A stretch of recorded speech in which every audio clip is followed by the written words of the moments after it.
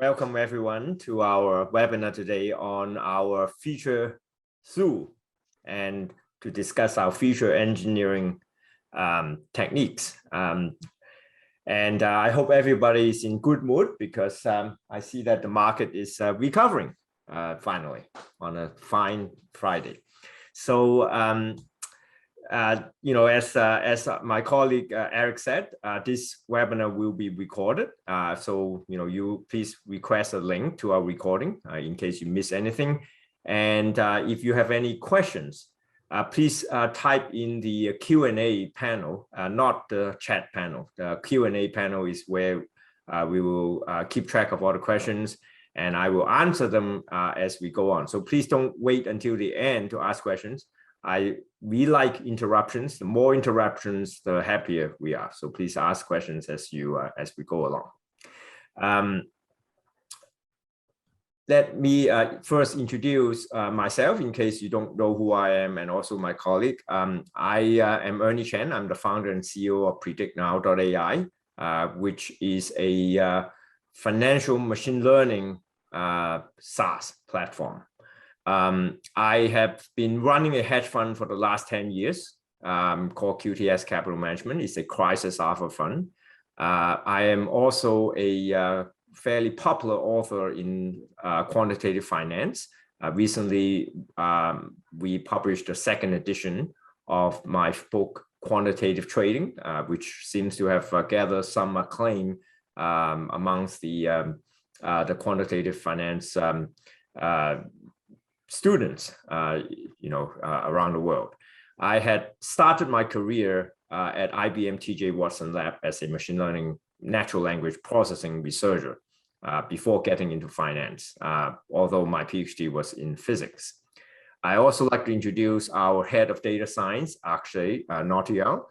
He is our resident expert in converting raw data into usable features suitable for machine learning. And that process, believe it or not, is sometimes 90% of the time and effort in a financial machine learning pipeline. It's, machine learning is fairly easy to do these days with all this open source software and SaaS and API and so forth. But creating the input to them, to those machine learning systems, is much more time consuming and tricky. And I'm glad we have Akshay to help us with that process, because he's very, very great attention to details. And there are lots of details and loopholes and nuances that I hope we will be able to touch on today.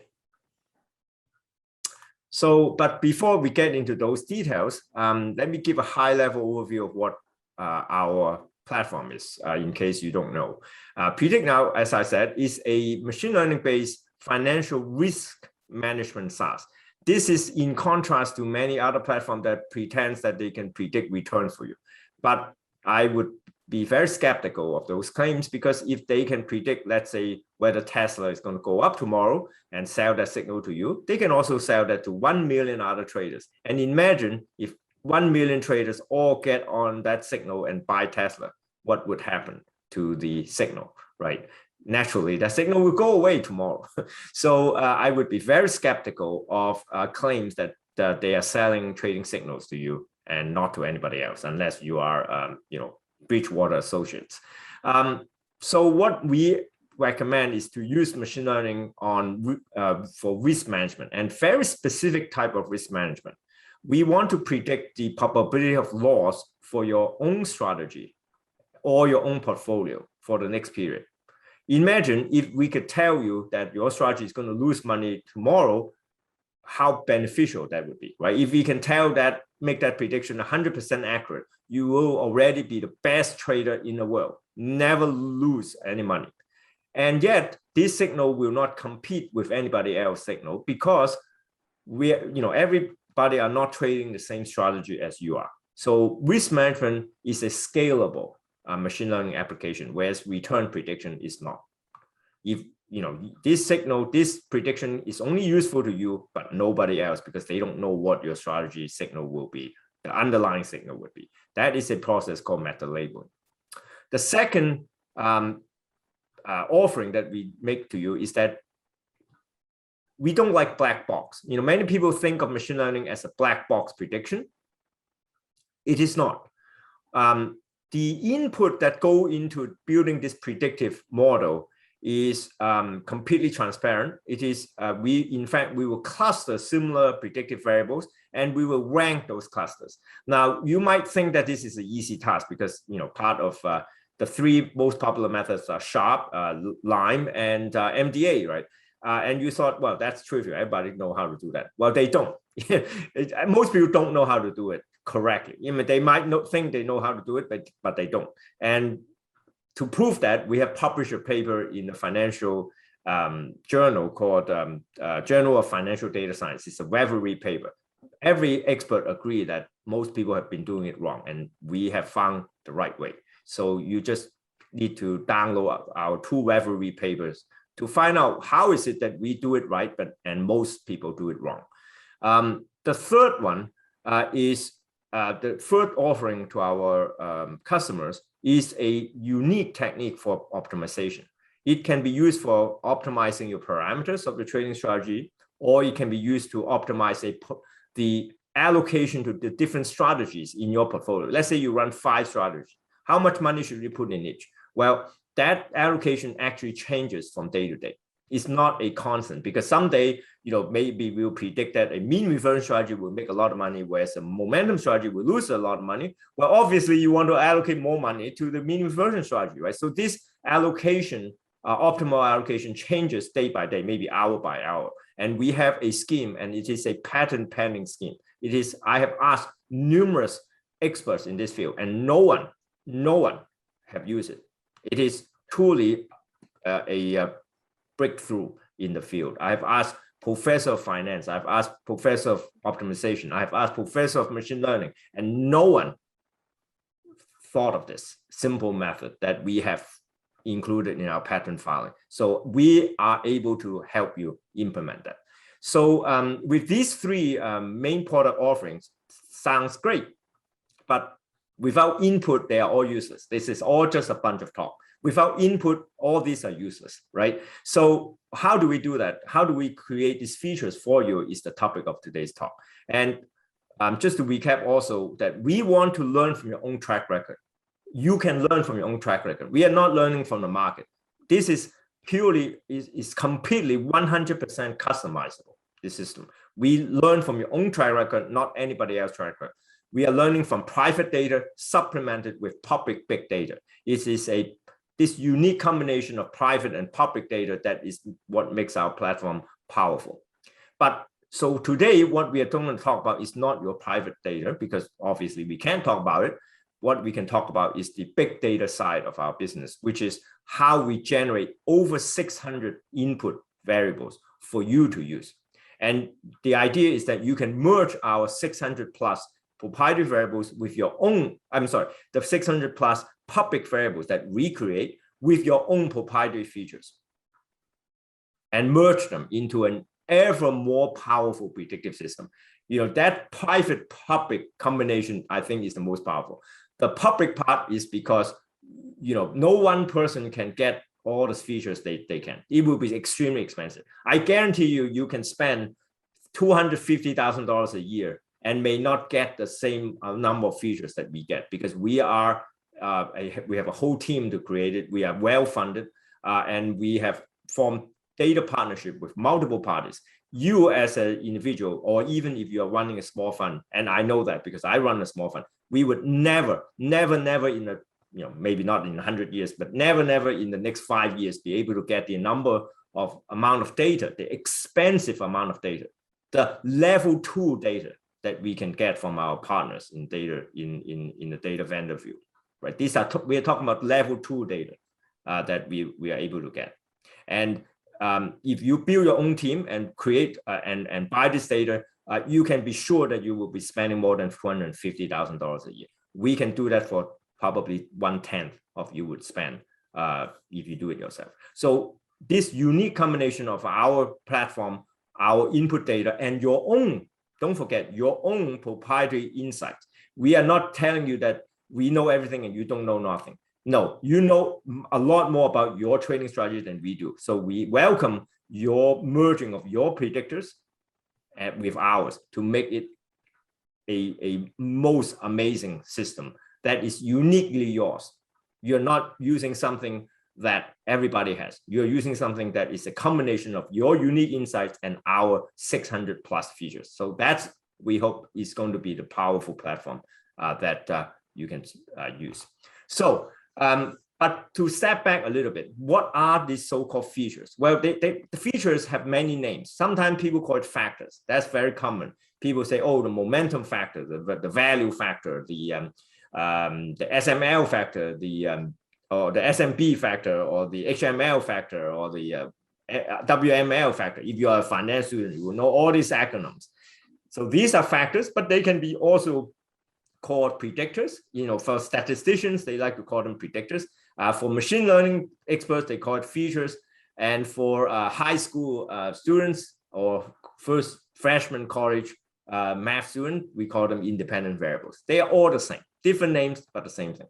And then we have, those are the input to predict things. Now, what you want to predict also have different names. In machine learning, we call them labels. Or we call them target variables.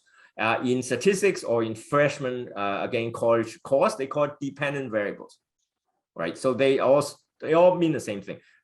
Predictors versus targets, features versus labels, independent variables versus dependent variables. Okay, so what we provide, of course, are the features, the independent variables. We don't know what the labels are. You create the labels because we don't know what you want to predict, right? We don't want to tell you what to predict, but we can certainly provide the features, 600 plus number of them, in order to help you jumpstart your process. And these 600, so basically the input data is arranged in a table format. So here we are.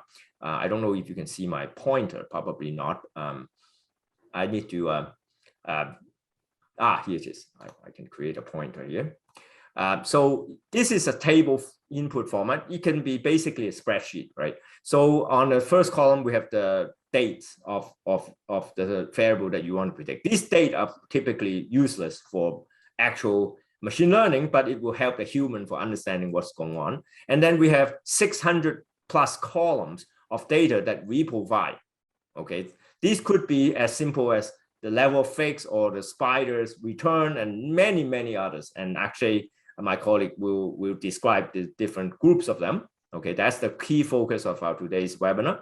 And then, of course, you have these anonymized proprietary features that you don't have to tell us what they are. You only need to provide us with the numbers. We have no idea if this feature means the Bitcoin returns or if they mean some obscure credit default swaps return. Who knows what they are? You call them F1. We have no clue. So you just give us the data. You don't have to tell us what they are. And also, these features do not have to be numerical. They can be categorical. A typical category would be, is today the day that the U.S. petroleum reserve numbers get reported? Is today the non-farm payroll numbers get reported? They may affect your model. So you can make note of that in this kind of categorical features. Okay, and then you can include as many as you can. Some of our users include thousands of these proprietary features. You know, we provide 600 plus. We thought they are a lot, but some of our users are really creative. So they add thousands of their own features to make this an amazing system. And then finally, we have a column of the label. And that typically can be the return of your own strategy. It's not, we don't recommend it to be the return of Apple or Tesla. Because as I said, if everybody want to predict Apple, if you can predict Apple, most likely many other people can. So it's less likely to be successful. But predicting the return of your own strategy can be much more successful. We have tried it in our fund and it works. So hopefully it will work for you as well. And not just us, many of our customers found it work. Much easier to predict their own strategy return than to predict the public assets return. And this return can be in percent form, or it can be just 0 or 1. 1 indicating that it's profitable, 0 indicate it's loss. So the label can be, you know, numerical, or it can be just 0 and 1, binary classes. Okay. By the way, I see that there are some questions already. Yeah. So what is the lowest frequency of the feature? The lowest actually, I think you meant lowest frequency is daily. That's the lowest frequency. We update the features daily. Okay, actually, you can talk more about it. But every morning before the market open, before the US market is open, the feature are updated. I confess that we have been focusing on North American's market so far. So if you are a European market trader or Japanese market trader, that update time may not be ideal for you. We will work on it. If you have interest in getting European and Japanese market or other Asian markets update in your local time, let us know. We will fix it. We will roll that special set of features for you. But for now, we have North American focus, so they are updated before the North American market is open. At the other end of the frequency, like I said, it is the based on level 2 data. We are not yet rolling this out. They are a work in progress. But when they are rolled out, they are essentially millisecond frequency. But of course, to make use of those features, we will have to make sure that the connectivity between our server and your trading server is resolved. So it's not a service that anyone can just sign up and use because of a lot of connectivity and latency issues. Those are more meaningful features for enterprises. If you are running a fund that is $100 million, those features might be useful. But if you are an individual trader, they are less likely to be useful because of latency issues. So Rick asked if is spider return a label rather than feature? Well, it can both be a return. It's actually a feature to us because we are talking about past return, not talking about future return, right? Future return is definitely a label. Past return is a feature. Now, as I said, we recommend you don't use spider as the label because that's something everybody wants to predict. And, we don't claim that we can predict the spider return better than the next guy, because if we can, we won't be here talking about it today. Right? You will be sure that we'll be immediately go completely in stealth mode and just do nothing but predicting the spider return. That's not our objective. So spider returns definitely not recommended to be a label. Another question: what happens if you stop updating? I don't understand why would we become very rich, because these features we are intending to build a company that is worth generate about 100 million annual revenue a year, right? Why we will never be satisfied with the level of revenue that we have. So why would we stop updating it? Many people think that it is easy to become rich as a hedge fund manager. I can tell you that that is not true. Only very, very few hedge fund managers can become very rich. They are very, very small number, but there are a lot more technologists become rich, right? So if you're concerned about that we will be using this for proprietary trading instead of a public launch, that's something to bear in mind, is that it is much easier to scale a technology company than a hedge fund. So you can count how many hedge funds there are in the world and count how many very profitable technology companies in the world, and you will recognize the wisdom of what I said. So the feature generation algorithm, is it a black box? Okay, so we are not open sourcing the code, if that's what you mean. We are not an open source software company. We are a SaaS. SaaS typically do not open source their software code. So in terms of the feature, we will tell you what those features are and explain to you what they are. But the precise formula for generating them and the precise code for generating them, we will not be open sourcing it, right? Okay, so let me move on, since I think we don't have any further questions. Actually, let me get rid of these questions since they have been answered. Okay.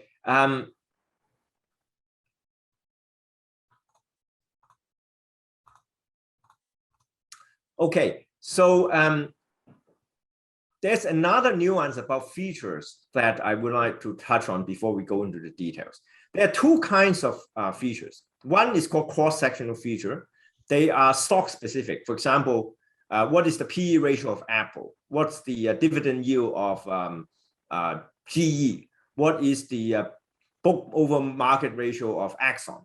These are stock specific features. They are cross-sectional, and all you can use it for as cross-sectional factor is to hopefully to use it to predict GE or Exxon or Apple's stock return, right?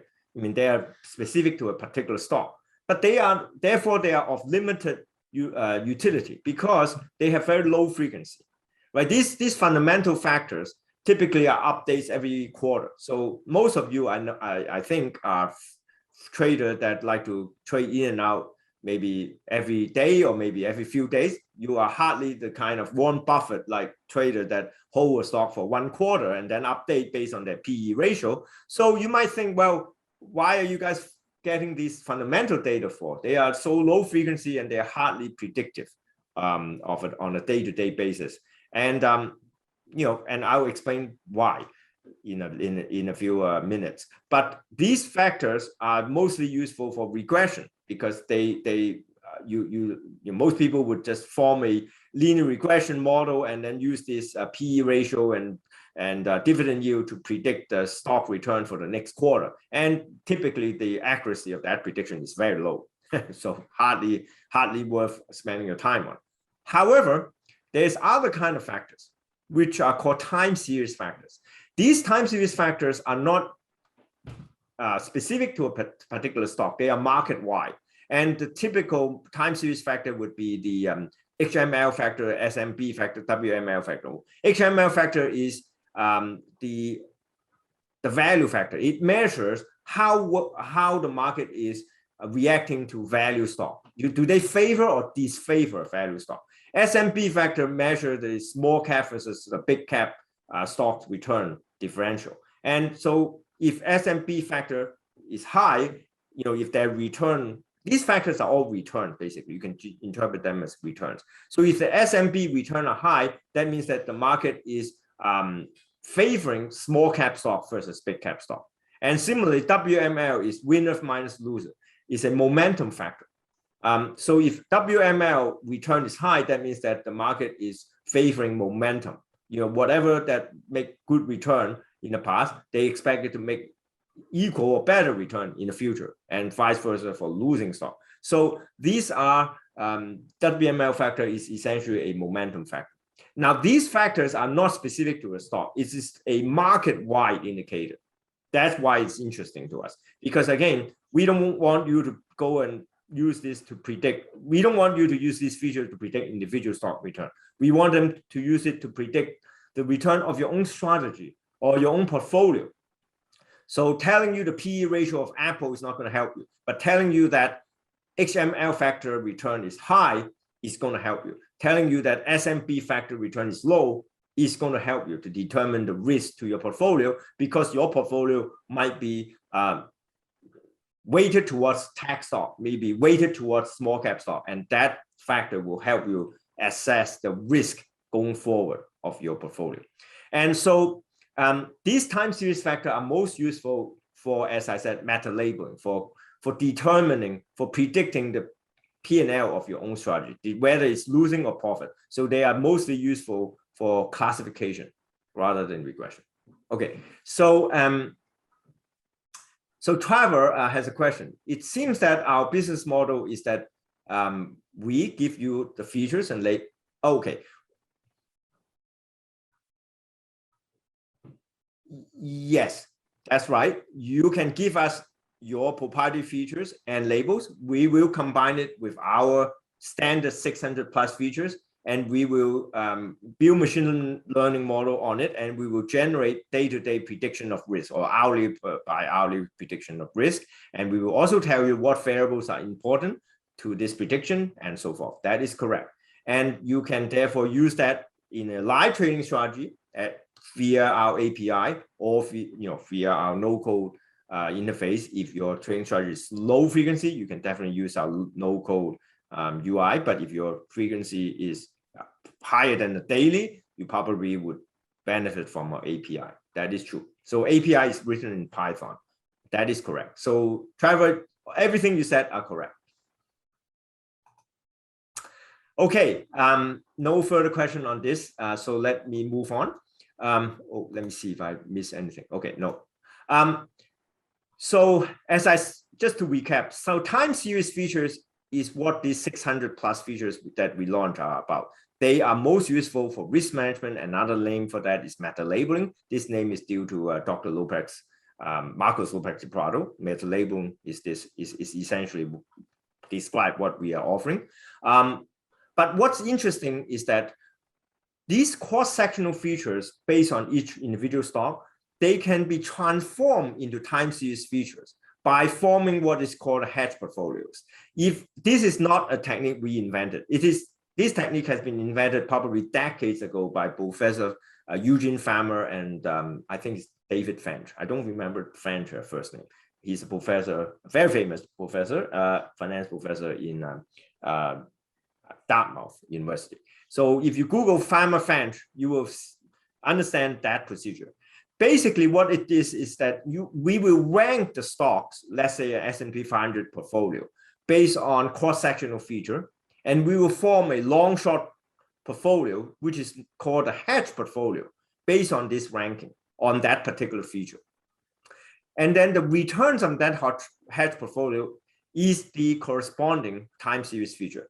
That's the transformation from cross-sectional, which is not very useful, to time series feature, which is extremely useful. The detailed process and the lots of nuance to this, it sounds simple, right? We always want to understand them at the simplest level, but when you actually get to do it, you will be amazed. You will simply be amazed the number of nuances that go into this simple sounding procedure. And Akshay and I have written a blog post on that. So please check out our blog. There are many other blog posts on our website, and this is the one that is relevant to this transformation. The number of nuances is astounding. Please check them out. And now, so one question oftentimes that we will ask is, hey, who cares about earnings, right? This update once a quarter. Can we actually use that for daily trading? And I tell them, not only can they be used for daily trading, they can be used for high frequency trading. And they say, how's that possible? These features, cross-sectional features get updated once a quarter. How could you use that for high frequency trading? But this is exactly the procedure. If you transform them into time series feature, all of a sudden, that hedge portfolio generate return every second, every millisecond even.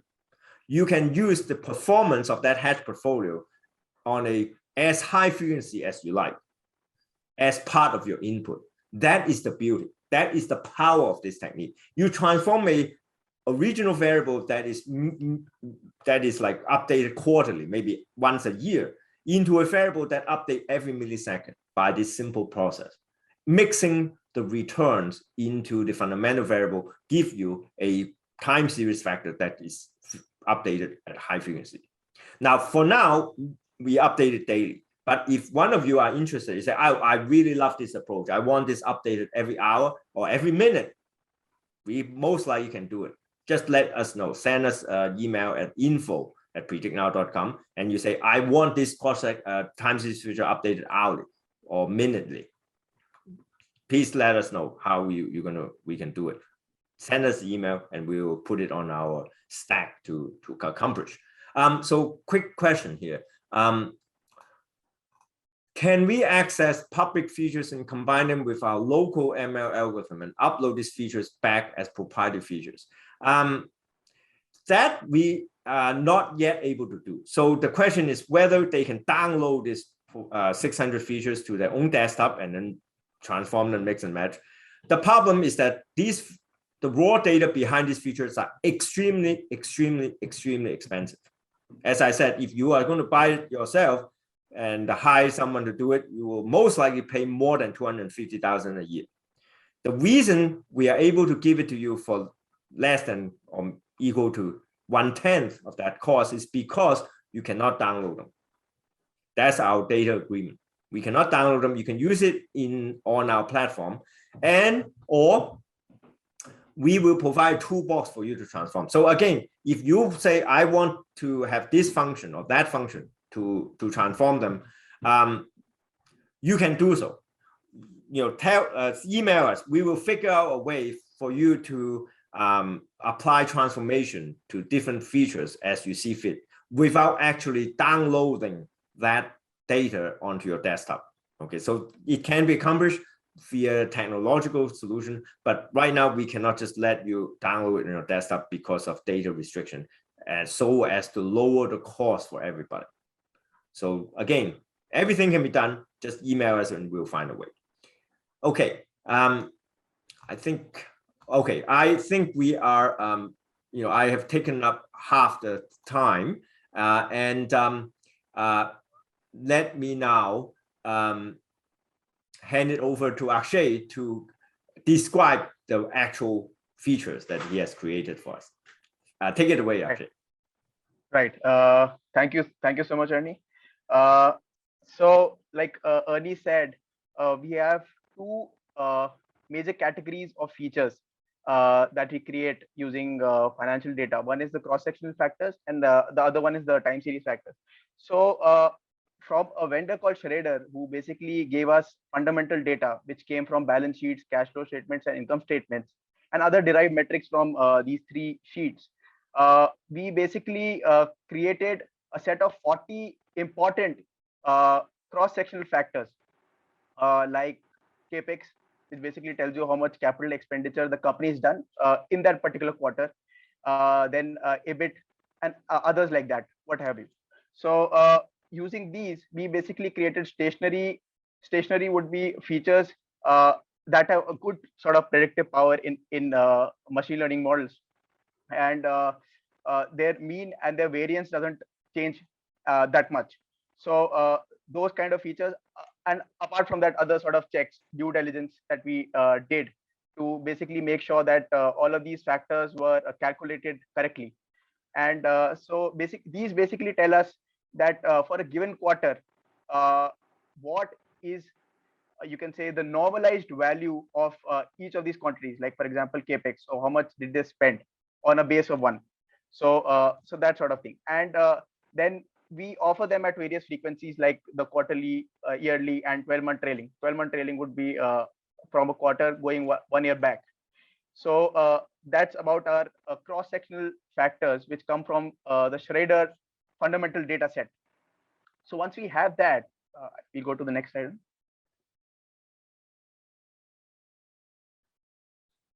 Right. So once we have those, so now once we have those, we basically want to see how important each one of those 40 factors is, right, to predict some sort of an excess return or any other return series, right?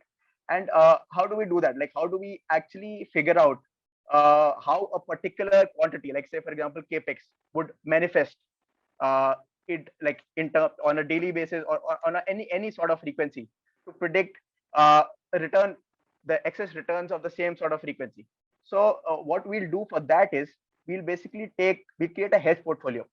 So we'll take all the stocks which across market, which have a high capex.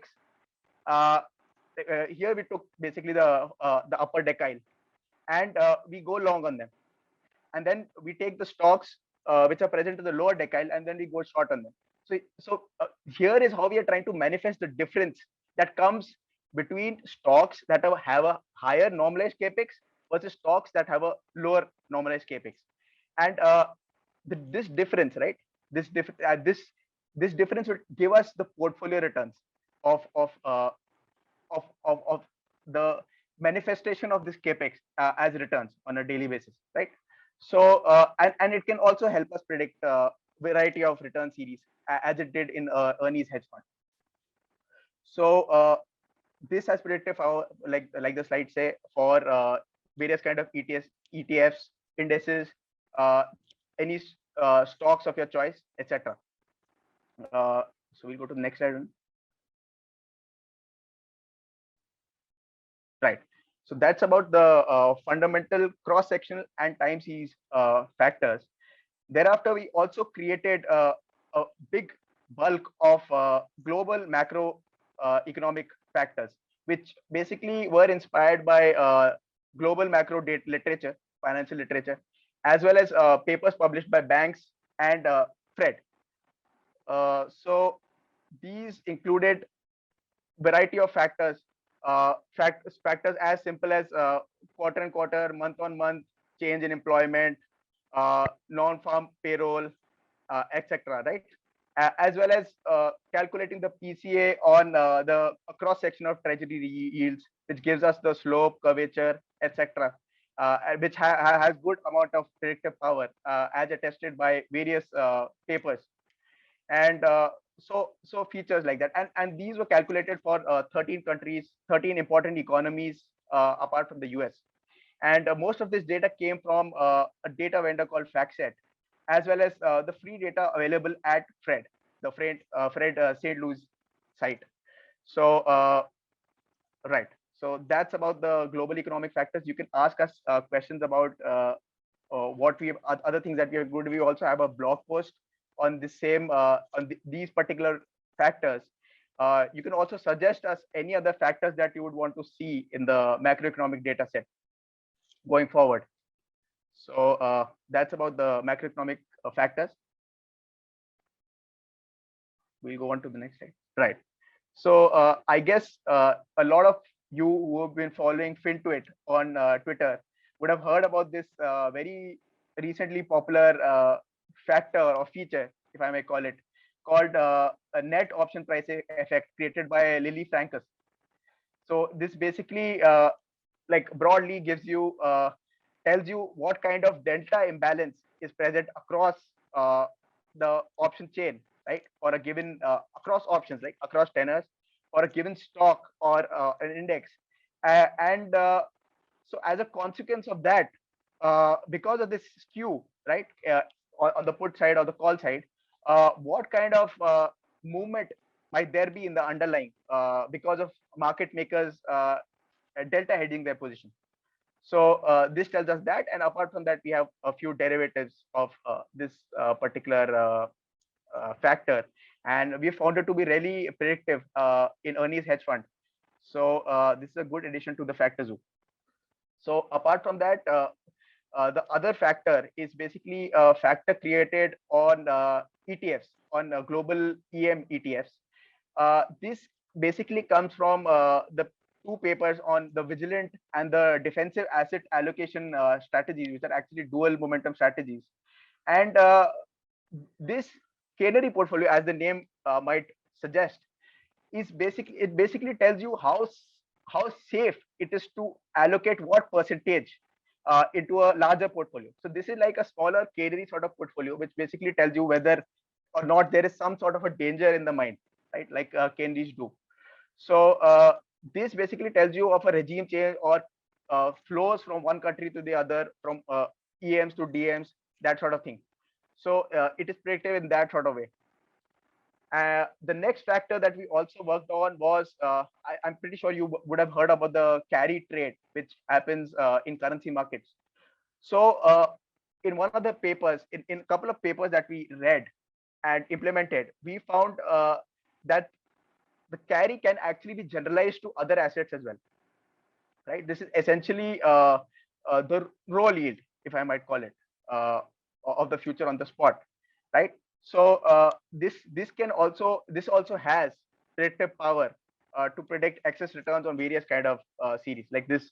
Once it's been generalized using spots, regular spots, and then proxy futures for various kind of assets. So this is another good addition to our factor zoo. So moving on to the next one. Right. So order flow imbalance on various futures are factors that we created on data that we got, market order data that we got from a vendor called AlgoSeek. And it basically, like, for a given period, right?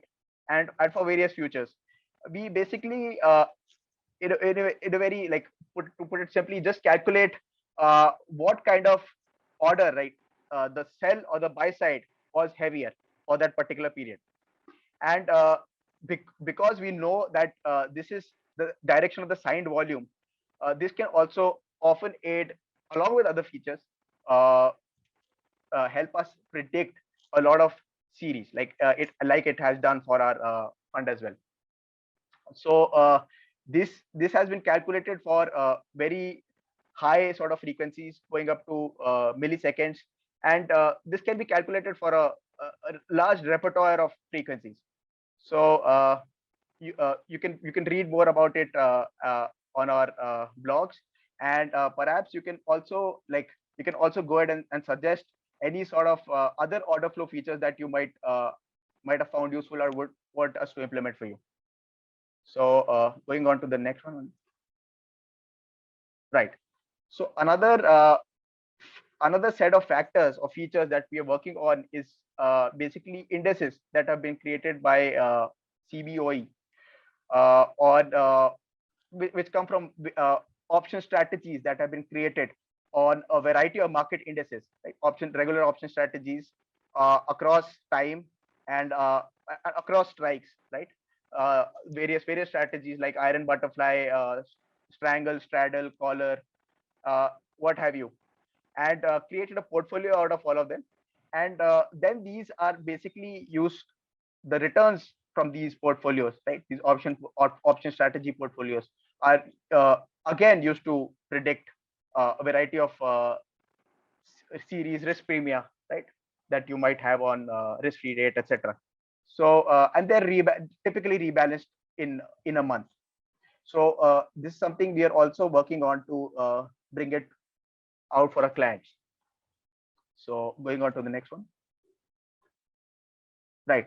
So another set of factors that we are working on are the copula factors. So copulas are, you can think of them as joint distributions, and joint distributions between what? Like say, for example, a given stock and the market. So when you have a joint distribution between probabilistic distribution between a given stock and the market, copulas can also tell you how quickly or how often, like, or how with how much intensity do they crash together, like the market and that particular stock. So this co-crashing measure is actually called the lower tail dependence, right? And these can act, these are like cross-sectional factors which we can create, from which we can create hedge portfolios and convert them to time series factors again. So this is also something we're almost done with. And so the copulas that we use are used individually as well as in tandem. So they have been optimized to fit together to create one single joint distribution, and then basically get the tail dependency from them, and then calculate the hedge portfolio using that. So this is something that we are working on, and we'll be releasing this very soon. So and all of this data comes from the Schrader fundamental and the daily price data set. Right. Okay. So I'm pretty sure a lot of you know about credit default swaps. So credit default swaps also, like, these are like the money that you pay, or a third party gets for ensuring two parties, like one of which has basically lent to the other, right? So this also has daily values, and using those daily values, and this has values for various companies as well as sovereigns and non-sovereign governments. So using that data, we can also calculate the slope and the curvature across tenors, and thereafter create time series factors using by using our usual method of converting it into a hedge portfolio and then calculating the daily returns. So this data is sourced from IHS market, and we are working on this. This is still in the pipeline, and we'll be getting back to you on this shortly. So I think we'll move on to the next one. Right. So I think that's about it from my end. And so you can also go ahead and suggest us any sort of factors that you think might have alpha or might be useful in the meta labeling models that we have for risk management. So that is one thing you can definitely do. And for all the factors that I've already talked about, we'll be releasing daily updates for them on an ongoing basis. And so you can subscribe to some or all of them. Right. So I'll hand it over to Ernie. Thank you. Thank you, Akshay. So Yes, like I said, like Akshay said, if you want a demo or free trial of these features together with our platform, just email us. We will arrange one. All these are accessible via our API. So there's a question from Carlos. It says that the focus on our effort is on stock options and ETFs, but we trade commodity futures. Is that useful? Well, actually, it is precisely the nature of these time series features that they are useful for any strategies, right? The idea that the whether certain economic indicators on the U.S. stock market, whether they are useful for commodity futures, the obvious answer is yes. If the U.S. economic growth is high, clearly commodity price is going to go up. So, we have been very specific in making these features universally useful. Whether you are a Forex trader, a option trader, ETF trader, stock trader, it is all useful because we don't want to predict the return of a particular future or a particular stock. That is not our goal, because if we can do that, again, you won't see us here today. We will all be in a highly secure room and trading away all these signals. Why would we be saying that to you, right? But our objective is to create these features for anybody's strategies, whether you're trading commodity futures, energy futures, agricultural futures, you're trading option strategy. The thing that we want to predict is the return of your strategy, not the return of a specific publicly traded instrument. And therefore, it is as useful to an energy futures trader as it is to a long-short equity portfolio trader. To us, it is a universal set.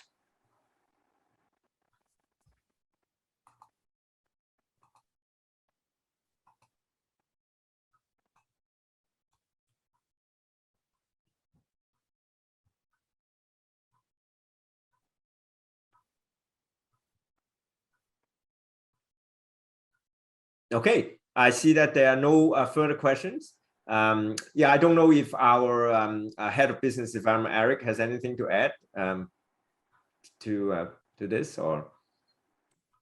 No, nothing in general. Just another reminder that we'll be uploading this presentation next week. So if you want to rewatch or send anyone else you think this might be relevant to, keep an eye out for an email. I'll send over the YouTube link once it's live. And then also, if you want a demo or a trial, just feel free to reach out and we can schedule a call to talk specifics about your strategy and how we could utilize these features for your strategies and processes. Great. Well, with that, thank you again for everyone for coming to us, and look forward to having a one-on-one chat with some of you. Okay, take care.